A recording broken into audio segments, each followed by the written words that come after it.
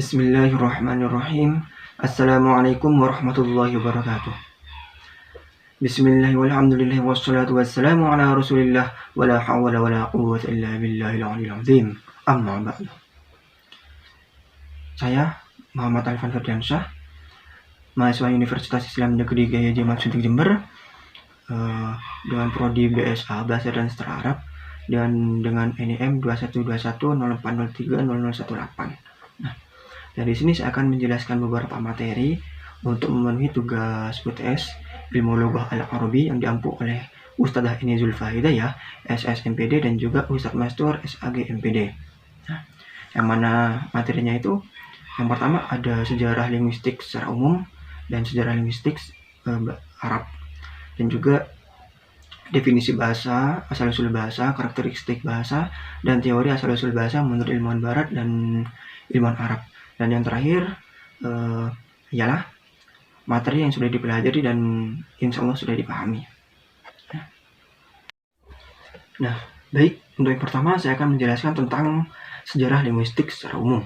Nah, yang mana di dalam sejarah linguistik umum ini banyak para pakar, para ahli yang ikut berkontribusi berpendapat dalam mengklasifikasikan periode-periode atau zaman-zaman di sejarah linguistik umum ini, seperti kayak Abdul Khair misal. Nah, beliau itu membagi periode-periode atau zaman-zaman sejarah linguistik umum ini menjadi 4 periode. Yang pertama ada periode Yunani atau zaman Yunani, yang kedua itu ada zaman Romawi, yang ketiga ada zaman pertengahan, dan yang terakhir, yang keempat, ada zaman Renaissance. Nah, tapi ada juga yang berpendapat bahwa setelah periode Renaissance ini ada periode yang kelima, yaitu periode modern, zaman modern. Nah, seperti itu.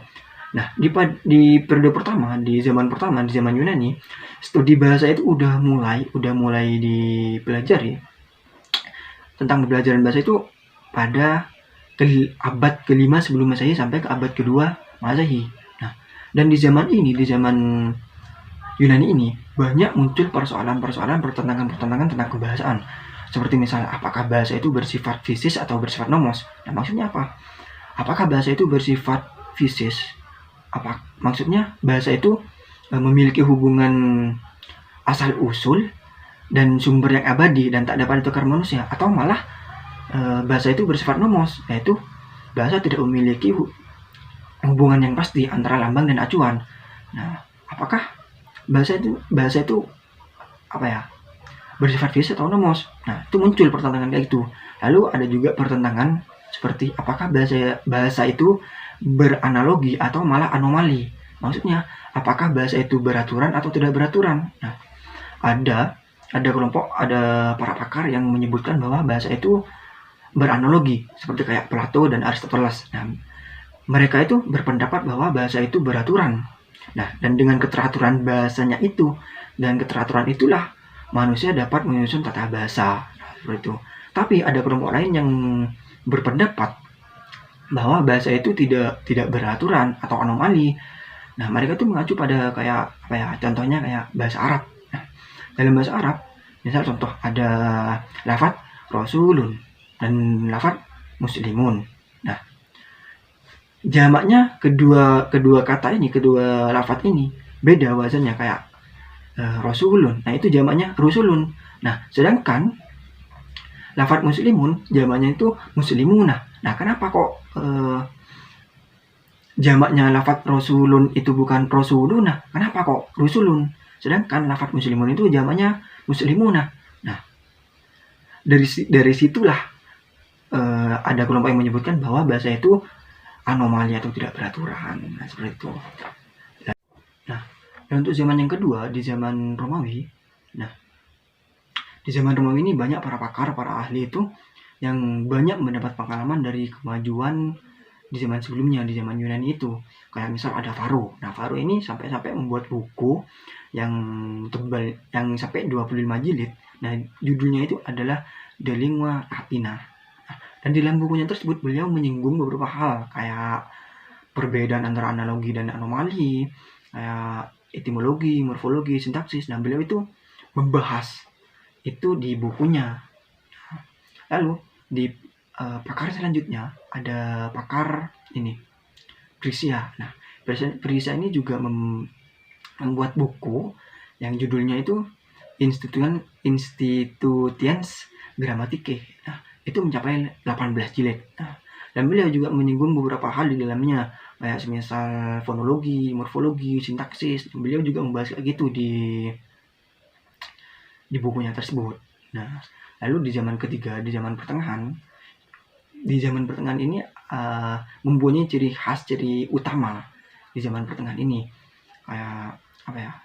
Ciri khas di zaman pertengahan ini adalah perhatian penuh para filosofis terhadap bahasa. Nah, jadi para filosof itu kala itu mempelajari betul tentang kebahasaan pada masa itu, pada zaman pertengahan ini. Nah, dan juga yang menjadi ciri utama di zaman ini adalah mencuatnya bahasa Latin sebagai bahasa yang digunakan oleh Petrus Hispanos, seperti itu. Nah, lalu di zaman yang terakhir, di zaman yang keempat yang disebutkan oleh Abdul Khair, ada zaman Renaissance. Nah, secara etimologi ya, Renaissance itu artinya lahir kembali. Nah, dan jika dikaitkan dengan sejarah linguis ini, berarti lahir kembali kehidupan di mana mempelajari zaman-zaman kuno, kayak zaman Yunani, zaman Romawi. Nah, itu dipelajari lagi di zaman ini, di zaman Renaissance ini, tentang filsafatnya, tentang keseniannya, tentang apapun itu. Nah, di sini tuh di zaman ini dipelajari kembali. Nah, seperti itu. Lalu ada juga yang menyebutkan setelah zaman Renaissance ini ada zaman yang kelima, yaitu zaman modern. Nah, yang mana di zaman modern ini yang terkenal sebagai bapak linguis modern ini adalah Ferdinand de Saussure. Nah, beliau itu banyak pandangan tentang bahasa di zaman modern ini, kayak tentang telah sinkronik dan diakronik, perbedaan antara parol dan lingua, dan juga banyak lagi di sana. Beliau itu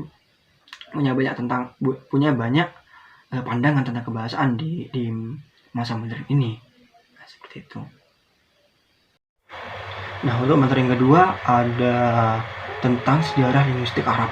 Nah, yang mana perhatian terhadap linguistik Arab ini sudah muncul pada sejak awal perkembangan Islam. Nah, linguistik di sini yang dimaksud adalah tentang tata bahasa Arab yang kemudian kita kenal dengan sebutan ilmu nahwu. Nah, tapi banyak para pakar, para tokoh yang beda pendapat dalam menentukan siapa yang menciptakan nahwu ini. Ada yang mengatakan Ali bin Abi Thalib yang menemukannya.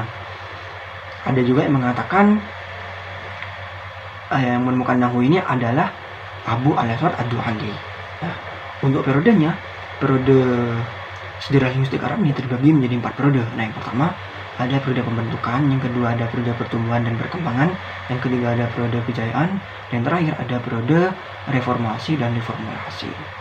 Pada periode pertama, periode pembentukan, Abdul Khair ini mengatakan bahwa pertumbuhan linguistik Arab itu sudah ada pada saat zaman Renaissance.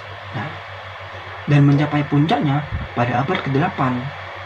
Nah, di zaman ini, di zaman pembentukan ini, di periode pembentukan ini terfokus kepada pemakaian kias sebagai sumber dalam membentuk qawaid nahwu, khususnya masalah akhir kata, akhir kalimat, i'rab itu. Nah, di periode yang kedua ada periode pertumbuhan dan perkembangan. Nah, kenapa kok disebut periode pertumbuhan dan perkembangan? Karena di zaman ini beriringan dengan munculnya perhatian para linguistik Arab terhadap qawaid bahasa Arab. Nah, dan akhirnya juga berbagai karya tentang qawaid nahwu gitu. Karena perhatian linguistik Arab sudah mulai terpancing pada kala itu. Lalu di periode yang ketiga ada periode kejayaan, yang mana di periode ini perhatian dan keseriusan para linguistik Arab itu untuk menulis tentang nahwu, tentang qawaid bahasa Arab ini udah makin pesat, udah makin banyak, udah makin pinter lah gitu. Nah, lalu di periode yang terakhir, periode reformasi dan reformulasi. Nah, di sini muncul pemikiran-pemikiran dan usaha-usaha untuk memformat kembali materi-materi nahwu yang dari awal itu. Nah, yang kemudian dibahas kembali agar yang mempelajari nahwu ini menjadi mudah untuk memahaminya. Nah, seperti itu. Dan untuk selanjutnya adalah tentang definisi bahasa. Nah, bahasa dalam bahasa Arab itu disebut lugoh, al-lugoh.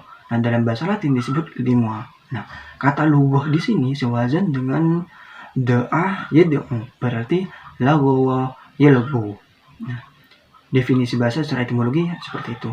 Nah, secara terminologi banyak para pakar yang mengemukakan pendapatnya, seperti Ibnu Jini. Beliau itu mengatakan bahwa bahasa itu aswatun yu'abbur biha kullu qaumin an a'radihim. Nah, yaitu suara-suara yang digunakan oleh suatu kaum dalam menyampaikan maksudnya.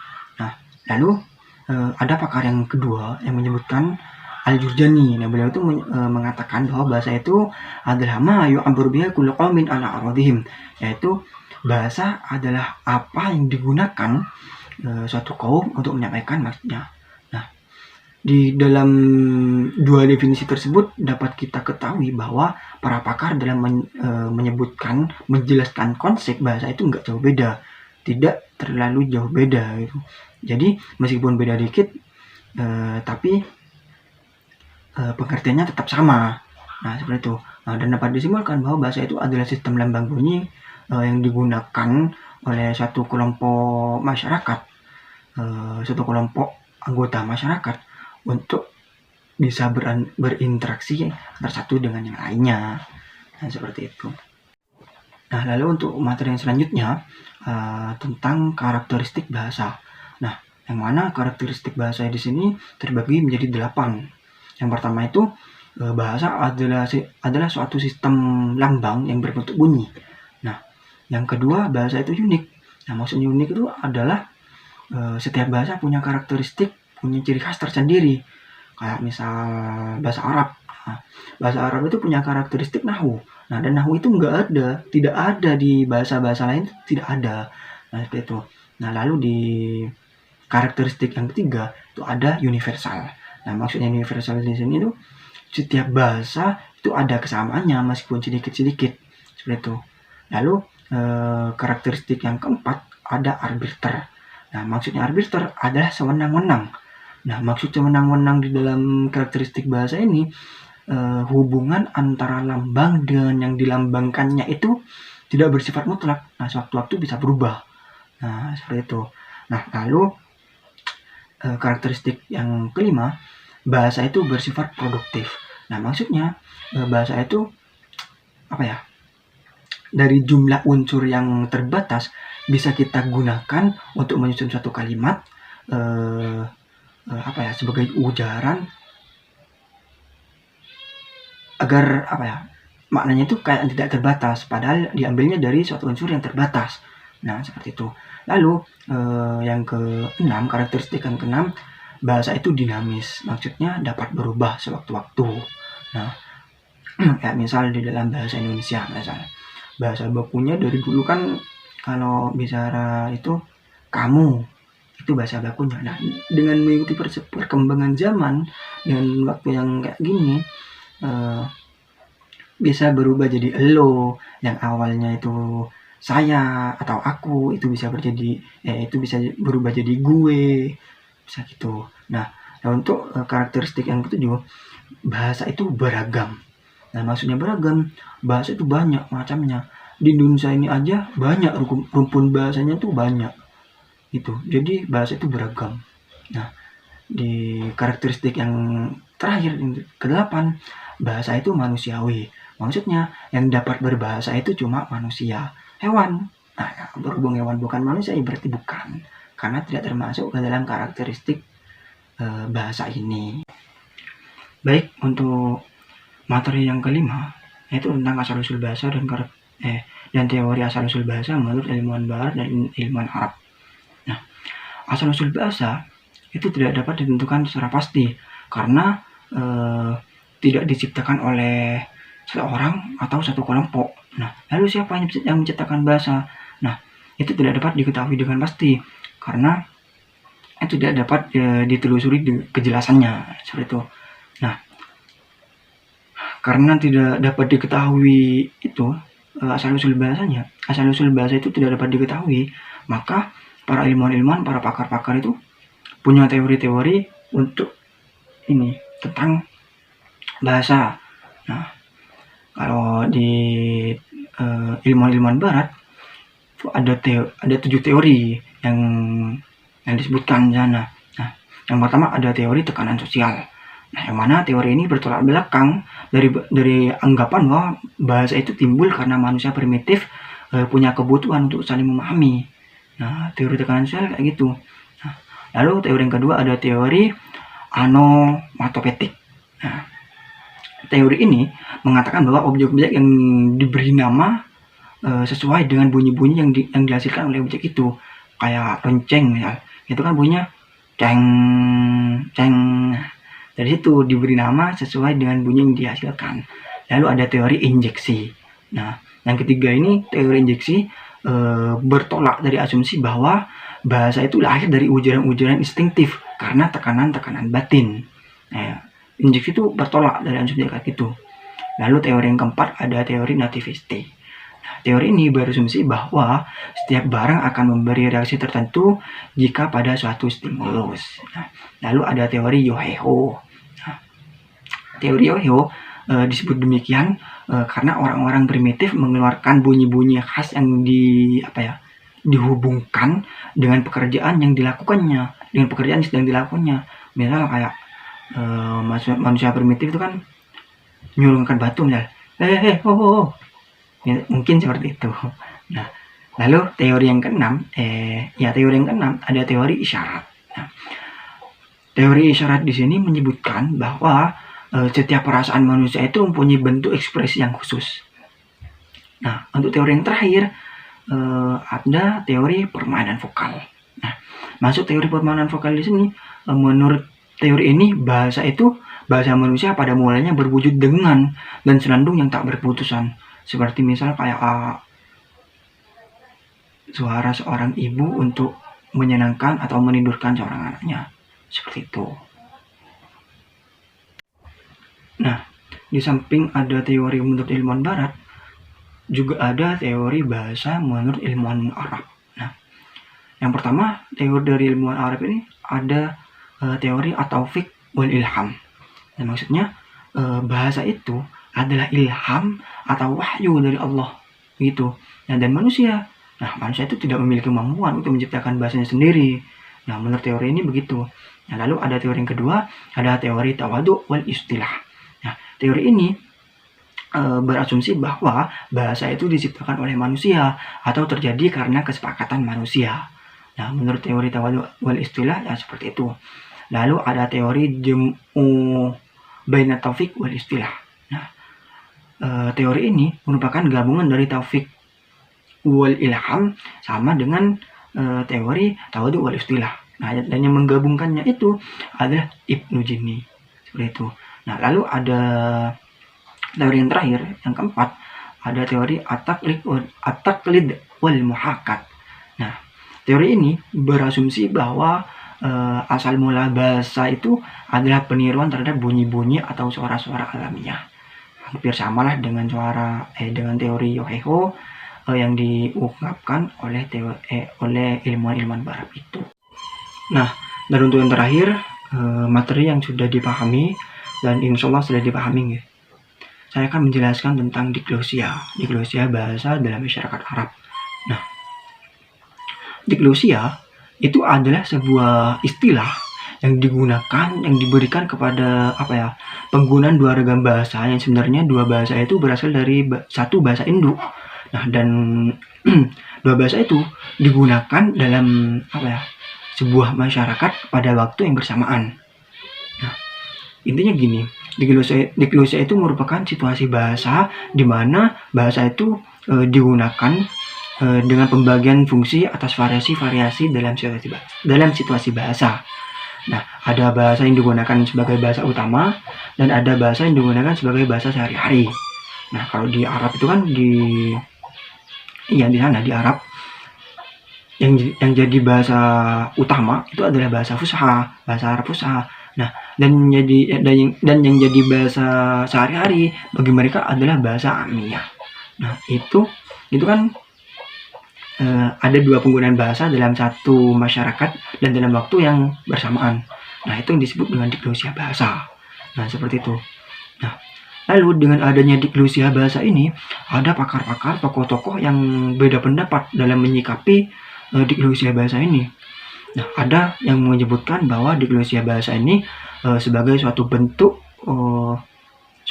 bagian dari perkembangan peradaban manusia. Tapi ada juga yang berpendapat bahwa diglosia bahasa ini adalah suatu musibah besar. Nah, kenapa kok disebut sebagai musibah besar? Nah, mereka mengacu pada salah satu contoh kayak gini. Misalkan ada seorang siswa, ada seorang murid, dia tuh belajar di sekolah misalnya. Nah, seorang murid ini, siswa ini, ketika di sekolah, maka dia akan dituntut untuk memakai bahasa fusha. Nah, mau tidak mau, dia harus belajar bahasa fusha. Nah, tapi di keseharian mereka, di rumah, ketika bermain sama teman-temannya, nah itu lebih suka pakai bahasa Amiyah, pakai bahasa Arab Amiyah. Nah, itu kan tulisannya kan sudah tidak sinkron.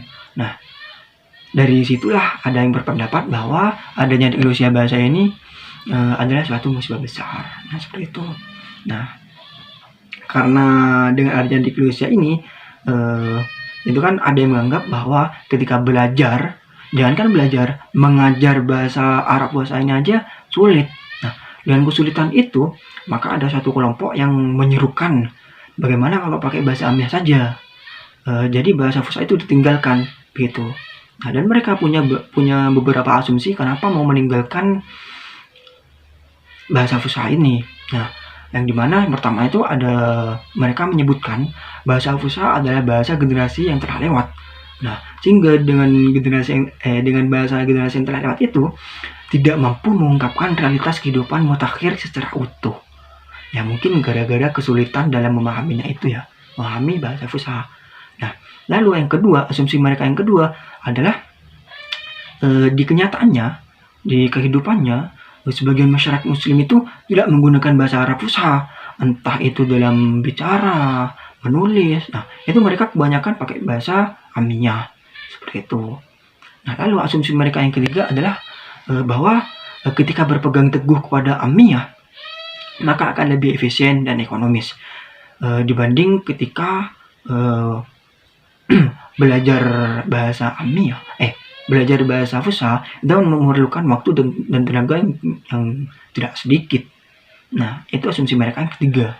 Lalu asumsi mereka yang keempat adalah salah satu faktor ketertinggalan masyarakat adalah perbedaan antara bahasa lisan dan bahasa tulis. Nah, bahasa tulis di kala itu kalau pakai bahasa fusha. Nah, tapi bahasa lisannya mereka pakai bahasa Amiyah. Nah, seperti itu. Nah, tapi dengan adanya seruan untuk kembali kepada bahasa Amiyah ini, nah ada kelompok yang menentang, melawan terhadap seruan menuju bahasa Amiyah tersebut. Nah, mereka juga punya asumsi-asumsi tuh untuk tetap mempertahankan bahasa fushanya. Nah, pertama misal asumsinya seruan itu dilanjutkan menggunakan bahasa Amiyah itu dilanjutkan, maka itu akan menghancurkan khazanah intelektual Arab dan tidak menghargai upaya-upaya yang dilakukan oleh ulama-ulama terdahulu. Kalau ulama-ulama terdahulu itu kan pakai bahasa fusha, mereka mempelajari sampai memperjuangkan segala macam. Nah, jika pakai bahasa Amiyah, nah menurut kelompok ini tidak menghargai upaya-upaya yang dilakukan oleh ulama-ulama terdahulu. Nah, terus ada asumsi yang kedua. Nah, jika bahasa Amiyah itu digunakan, maka masyarakat Arab harus menerjemahkan Al-Quran dan hadis itu ke dalam bahasa Amiyah itu. Nah, dan jika penerjemahan itu dilakukan, maka akan sebagian besar nuansa Al-Quran dan hadis yang berbahasa Arab fusha itu akan hilang. Karena kan kalau bahasa Amiyah itu tidak teratur ya, di daerah ini, di daerah Yaman kayak gitu, di daerah lainnya beda bahasanya. Nah, seperti itu. Lalu asumsi yang ketiga, bahwa bahasa Amiyah itu tidak dapat dijadikan pegangan karena di dalam bahasa Amiyah itu terdapat begitu banyak ragam dan perbedaan. Kayak di Yaman, Amianya kayak gini, terus di Kairo misalnya kayak gini, itu kan beda. Nah, terus yang keempat, asumsi yang keempat, nah jika masing-masing kelompok itu tetap bersikukuh dengan dialek lokalnya, maka hal itu akan tetap melemahkan hubungan antara kelompok masyarakat Arab yang satu dengan yang lain. Misal kelompok satu ini nih, karena amiyahnya beda, enggak itu salah, itu enggak sesuai, bukan enggak gitu pengertiannya. Nah, tapi kelompok yang ini enggak, ini emang kayak gini pengertiannya. Nah, itu kan udah tidak sinkron, tidak sepemahaman, karena bedanya bahasa Arab amiyah itu. Nah, itu yang dijadikan asumsi bagi kelompok kedua untuk melawan terhadap kembalinya menggunakan bahasa amiyah. Nah, seperti itu. Mungkin cukup sekian dari saya. Jika ada kesalahan dalam segi tutur atau semuanya, mohon maaf yang sebesar-besarnya. Semoga bermanfaat. Wabillahi taufiq wal hidayah. Wassalamualaikum warahmatullahi wabarakatuh.